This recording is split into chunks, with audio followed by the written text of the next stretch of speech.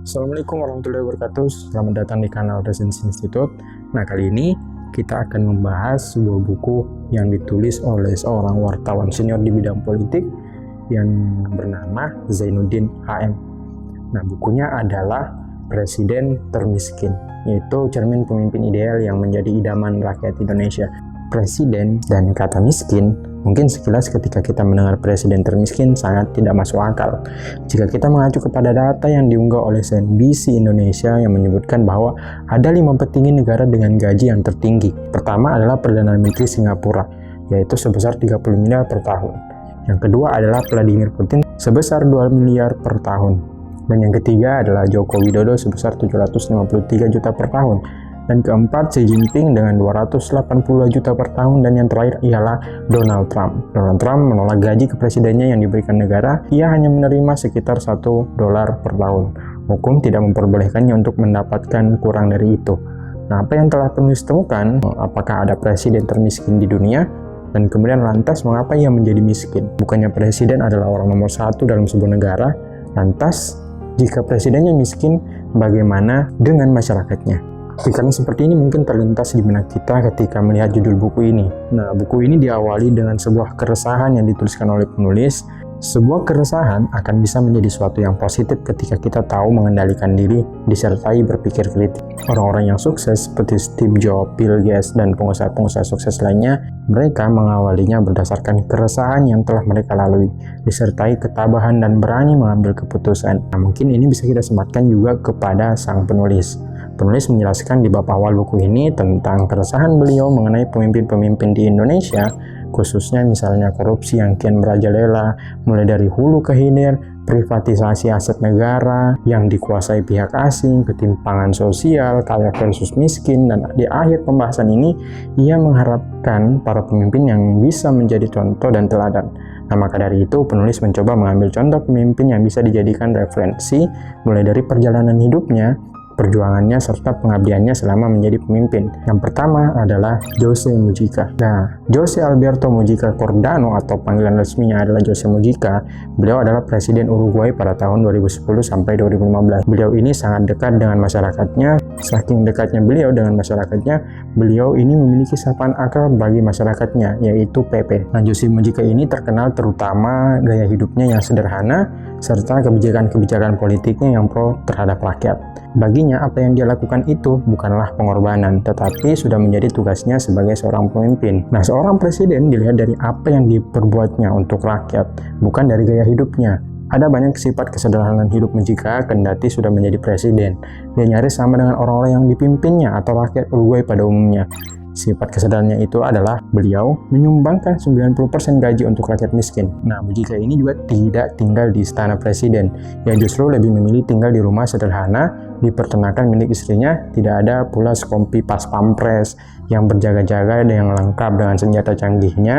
Kemudian melainkan hanya dijaga 2 orang polisi, bukan polisi militer sebagaimana di rumah presiden yang kita ketahui pada umumnya. Dan jangan pula juga kita membayangkan pelayanan misalnya karena Mujica dan istrinya bekerja sendiri demi memenuhi kebutuhan mereka sehari-hari. Nah, di luar keprotokolan presiden tentunya. Nah, beliau juga adalah seorang mantan gerilyawan yang membuatnya dekat dan memperhatikan rakyatnya. Nah, ini baru presiden pertama, jadi jangan kaget dulu. Kita akan lanjut ke presiden selanjutnya. Hugo Chavez. Nah, Hugo Chavez yang beliau disebut dengan nama Hugo Chavez, jadi semua orang pasti berkata dia adalah pemimpin yang berani dan kemudian anti kapitalis dan berjuang membela kepentingan rakyat miskin. Dia mengecam keras sejumlah kepala negara yang sombong, terutama Amerika Serikat tentunya, dan menyamakan George Bush dengan setan. Inilah penggalan kutipan yang berada dalam buku ini. Nah, hal ini menandakan bahwa seorang Hugo Chavez adalah seorang yang membela mati-matian kepentingan rakyatnya, terutama rakyat miskin dan kelas pekerja. Hugo Chavez ini dilahirkan dengan nama Hugo Rafael Chavez Farias pada 28 Juli 1954. Nah, di sebuah rumah sederhana di Venezuela. Jadi ketertarikan Chavez dalam politik terlihat ketika ia mulai tertarik dengan kajian-kajian politik. Dia misalnya meneliti kehidupan dan membaca seluruh pemikiran politik dari abad ke-19, khususnya yang terkait revolusi Amerika dengan tokoh Simon Bolivar, revolusioner Marxis yaitu Che Guevara, dengan membaca buku memoirnya The Diary of the Che Guevara. Atas dasar itulah Chavez mulai meneliti karir dalam politik.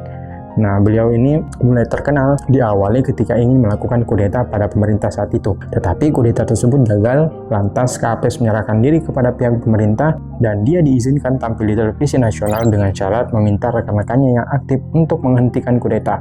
Lantas dengan tampilnya, ia membuat sebagian kalangan menganggap bahwa Chavez sebagai sosok yang berusaha melawan korupsi dan kleptokrasi pada saat itu. Pada tahun 1998 barulah Chavez mendapat kesempatan untuk menduduki tampuk kekuasaan sebagai presiden. Pada masa pemerintahan, Chavez pada saat itu langsung menjalankan visi pemerintahannya yang pro terhadap rakyat, terutama kaum miskin dan kelas pekerja dengan program perumahan Venezuela agar rakyatnya dapat memiliki tempat tinggal. Nah, dalam masa pemerintahan Chavez pun tidak berjalan seperti yang ia inginkan. Percobaan untuk mengkudeta beliau meskipun kudeta tersebut gagal. Nah, pada tanggal 5 Maret 2013, Maduro, yaitu wakil presidennya, mengumumkan bahwa Hugo Chavez telah meninggal dunia diakibatkan kanker yang ia derita. Chavez menduga tentang kanker yang ia derita disebabkan oleh Amerika. Ia melontarkan tuduhan ini setelah Presiden Brazil, Paraguay, dan Argentina itu mengalami penyakit serupa. Makanya ia mencurigai Amerika adalah penyebab penyakit kanker ganas yang dideritanya itu. Nah, kemudian presiden selanjutnya adalah Mahmud Ahmadinejad. Beliau lahir dengan nama Mahmud Saborijan pada 28 Oktober 1956 di desa pertanian Aradan, seorang lulusan Universitas Sains dan Teknologi Iran. Awal mula kepemimpinannya ialah ketika ia menjabat sebagai wali kota Teheran. Alasan mengapa ia terpilih menurut Ketua Dewan, Mehdi Chamran, dipilihnya Ahmadinejad berdasarkan gaya hidupnya yang sederhana dan mantan sukarelawan semasa ia menjabat sebagai wali kota. Ia melakukan serangkaian terobosan atau program populis, misalnya menggandakan jumlah pinjaman lunak bagi pasangan muda yang hendak menikah dari 6 juta real menjadi 12 juta real. Ia juga menggelar program pembagian sup gratis sekalian dalam setiap pekan bagi penduduk miskin guna memperbagi asupan gizi dan kesehatan mereka. Nah, terobosan yang lain yang menghebohkan adalah keputusannya menjadikan rumah dinas wali kota Teheran menjadi museum publik. Sebagai seorang pelayan negara, Ahmadinejad memperpanjang jam kerjanya dari pagi hingga menjelang maghrib, dan selanjutnya melanjutkan pekerjaannya di rumahnya hingga jam 12 malam. Ia sengaja memperpanjang jam kerjanya dengan tujuan agar mempunyai waktu luang 4 jam untuk menerima siapapun warga Teheran yang ingin menyampaikan aspirasinya. Nah, kesederhanaan ini membawa ia menjadi presiden ke-6 dalam masa pemerintahannya pun tidak menjadikan ia lupa dengan kesederhanaannya dan pedulinya terhadap masyarakat tidak berkurang. Ia menganggap bahwa presiden itu tak lebih dari seorang pelayan. Nah, kita lanjut ke presiden selanjutnya, Nelson Mandela. Nelson Mandela lahir pada 18 Juli 1918 di desa Mzeo, Umtatu, Provinsi Cave, Afrika Selatan. Mandela satu-satunya orang pribumi Afrika di Fakultas Hukum University di Witwatersrand. Perlawanannya terhadap apartheid menyebabkan ia hidup dari penjara ke penjara. Sampai pada 11 Februari di Balai Kota ia menyampaikan perdamaian pidato yang berupa menyatakan komitmennya terhadap perdamaian dan rekonsiliasi dengan kaum minoritas kulit putih, tetapi menegaskan bahwa pemberontakan belum berakhir dan akan terus berlanjut sebagai aksi defensif murni terhadap kekejaman apartheid. Sampai menjelang pemilu 1994, Nelson Mandela terpilih menjadi presiden dengan sedikit aksi kekerasan. Nah, pada saat beliau menjadi presiden, Mandela menyumbangkan sepertiga gaji tahunannya sebesar 525.000 rand melalui Nelson Mandela Children Fund yang ia dirikan pada tahun 1995. Semasa pemerintahannya, Mandela sangat berjuang keras untuk memperbaiki kehidupan rakyat Afrika Selatan. Maklum saat itu kesenjangan kekayaan dan jasa yang sangat besar di kalangan masyarakat kulit putih dan hitam, dan tidak ada yang kalah lebih penting menurut ia selain persoalan apartheid yang menjadi misi besarnya. Mandela menghembuskan napas terakhir pada tanggal 5 Desember 2013. Jasadnya boleh pergi, tapi gagasan perdamaian dan misi kemanusiaan tetap abadi. Apa pesan untuk Indonesia? Indonesia bisa menjadikan kelima role model pemimpin yang sudah kita jelaskan, bahwa kita bisa mengambil kesimpulan seorang presiden atau kepala negara itu tidaklah muncul secara tiba-tiba lalu memimpin suatu negara, melainkan lewat jam terbang atau pengalaman yang panjang. Yang kedua adalah bahwa presiden yang hebat dan terkenal di dunia internasional umumnya berangkat dari calon-calon pemimpin yang memilih keberanian dalam berjuang, bahkan rela mengorbankan nyawanya demi masyarakatnya.